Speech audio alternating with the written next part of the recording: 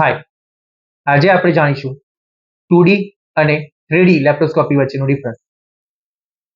Laparoscopy એટલે દૂરબીનથી થતી પેટની અંદરની સર્જરી. મોટાભાગના દર્દીઓને લેપ્રોસ્કોપી વિશે ખ્યાલ જ હોય છે.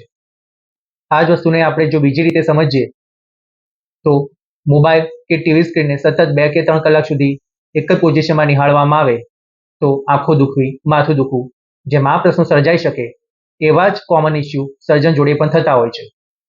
જો લાંબા ગાળાના ઓપરેશનમાં 3D લેપ્રોસ્કોપી વાપરવામાં આવે તો સર્જનને થતા ડિસ્કમ્ફર્ટ ઓછા કરી શકાય છે અને જેનો ડાયરેક્ટ અને ઇનડાયરેક્ટ ફાયદો સર્જરીના પરફોર્મન્સ ઉપર અને પેશન્ટની રિકવરી ઉપર થતો હોય છે. પહેલા આપણે એ જાણીએ કે લેપ્રોસ્કોપી સર્જરી કરવામાં કઈ રીતે આવે છે, જેમાં દર્દીને બેભાન કરીને નાભીના ઉપરના ભાગમાં 1 સેન્ટીમીટરનો કટ આપીને એમાં દૂરબીન ઉતારવામાં આવે છે, જેને કહેવાય લેપ્રોસ્કોપ.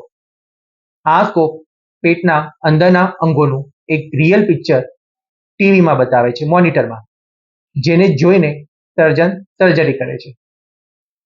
આ જ વસ્તુ 2D લેપ્રોસ્કોપીમાં જેમ આપણે નરી આંખે જોઈએ છે એ રીતનું પિક્ચર મોનિટરમાં દેખાય છે.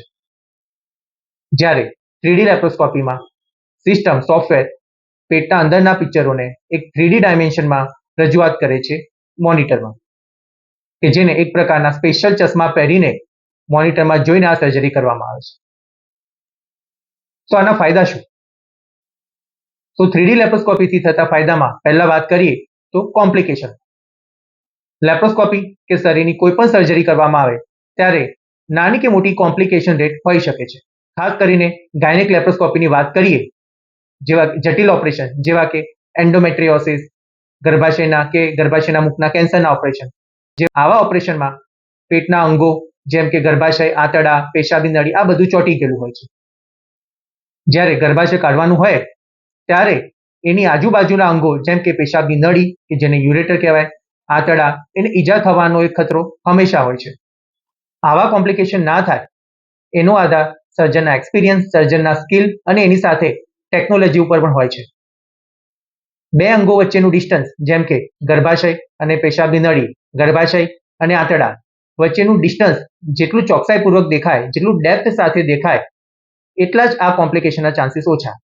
અને અહીંયા જ ફાયદો થતો હોય છે 3D લેપ્રોસ્કોપી, કે જેમાં અંગોનું ડેપ્થ પરસેપ્શન, અંગોની ઊંડાઈ, બે અંગો વચ્ચેનું ડિસ્ટન્સ ખૂબ જ બારીકાઈથી સર્જન જોઈ શકે છે અને એ જરૂરી અંગ ઉપર ઓપરેશન કરીને બાકીના અંગોને થતા ડેમેજ રોકી શકાય છે. તો 3D લેપ્રોસ્કોપીથી complication rate 2D laparoscopy કરતાં ઘણા ઓછા હોય છે. જેમ સાયન્સમાં ટેકનોલોજીમાં એડવાન્સમેન્ટ થયું એ જ રીતે લેપ્રોસ્કોપીના ક્ષેત્રમાં પણ ઘણું એડવાન્સમેન્ટ થયું છે. શરૂઆત થઈ હતી single chip camera, black and white camera, પછી gradually colour camera, high definition camera અને 3D લેપ્રોસ્કોપી. બીજો ફાયદો વાત કરીએ, સર્જરીની સ્પીડ વધે છે. જે જટિલ ઓપરેશન 2D લેપ્રોસ્કોપીથી 2 થી 3 કલાકમાં થતા હોય એ જ ઓપરેશન એનાથી અડધા સમયમાં પણ 3D લેપ્રોસ્કોપીથી થઈ શકે છે. અને જેથી કરીને દર્દીને એનેસ્થેશિયાનો ટાઈમ ઓછો હોય, જેથી કરીને ઓપરેશન પછીની રિકવરી, પેઇન આ બધામાં ઘણો ફરક પડે છે. ત્રીજા ફાયદાની વાત કરું તો સર્જન્સ કમ્ફર્ટ. જ્યારે જટિલ ઓપરેશન કરવામાં આવે છે ત્યારે 2 થી 3 કલાક ઉપરનો સમય લાગે ત્યારે સર્જન ઘણી વખત એક્ઝોસ્ટ થઈ જાય છે અને એની ડાયરેક્ટ ઇનડાયરેક્ટ અસર સર્જરીના પરફોર્મન્સ ઉપર અને કોમ્પ્લિકેશન ઉપર થતી હોય છે. આ હતા 3D લેપ્રોસ્કોપીના ફાયદા. એવા કયા કેસ છે કે જેમાં 3D લેપ્રોસ્કોપીનું મહત્વ ખાસ વધી જાય છે?